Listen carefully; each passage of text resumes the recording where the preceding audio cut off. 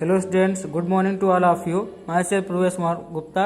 जैसा कि आपको पता है कि क्लास 10th इंग्लिश में इस समय लेसन चल रहा है, lesson 2 the power of determination.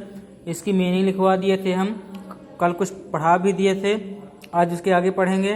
तो ये स्टोरी बहुत ही अच्छी है, इसको ध्यान से पढ़िएगा और ये रियल स्टोरी है, ठीक है।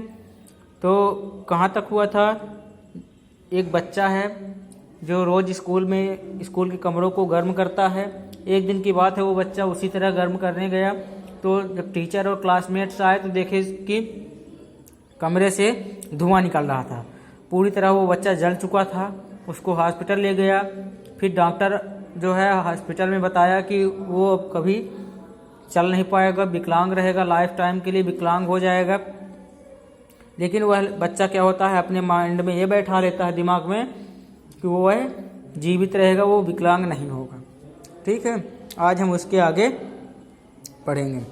When he was not in bed, he was confined to a wheelchair. One sunny day, his mother wheeled him out into the yard. ठीक है।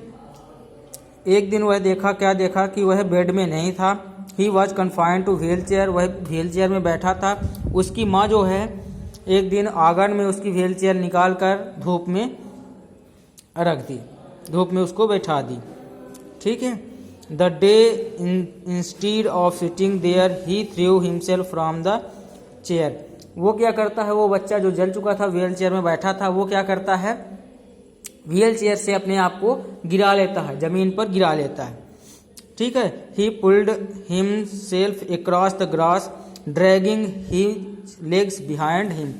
वो क्या करता है, आंगन में घास थी, घास को पकड़ करके अपने पैर को फिसलाते हुए फिसलता है, ठीक है। He worked his way to the white picket fence bordering their lot, ठीक है। और आंगन के चारों ओर क्या बनी थी, बाउंड्री बनी थी। वह बाउंड्री को पकड़ के उसके सहारे खड़े होने की प्रयास करता है। With great effort he raised himself up on the fence, then stake by stake he began dragging himself along the fence, resolved that he would walk, ठीक है। वह क्या करता है, उन खंभों को, जो वहाँ बॉर्डर बने थे, उन खंभों को पकड़ के क्या करता है, धीरे धीरे अपने पैर को, लेग्स को फिसलाते हुए, घसीलते हुए, ठीक है, वो क्या करता है, चलने की कोशिश करता है, टहलने की कोशिश करता है। He started to do this every day until he wore a smooth path all around the yard beside the fence. वह ये प्रतिक्रिया डेली करता है, प्रतिदिन करता है, ठीक है। स्मूथ मतलब चिकने पथ पर, चिकने आंगन पे वह खिसलता है, ठीक है। There was nothing he wanted more than to develop life in those legs. और वह अपने पैरों में जान डालने की कोशिश करता, क्योंकि उसके पैर बिल्कुल काम नहीं करते थे, पूरा लूज हो गए थे, विकलांग हो गया था, ठीक है। ऐसा करके वह चलने की कोशिश करता। Ultimately through his daily masses, his iron persistence and his resolute determination, he did develop the ability to stand up. अचानक थ्रू हिज डेली मैसेज, उसके रोज के मसाज से, हिज आयरन परसिस्टेंट से, एंड हिज रिजोल्यूट डिटर्मिनेशन, उसके दृढ़ संकल्प ने, he did develop the ability to stand up, उसके अंदर एक विकसित कर देता है, क्या, एक क्षमता विकसित कर देता है खड़े होने की। Then to walk haltingly, then to walk by himself, and then to run, ठीक है। वह अपने से खड़ा हो गया, चलने लगा और दौड़ने भी लगा।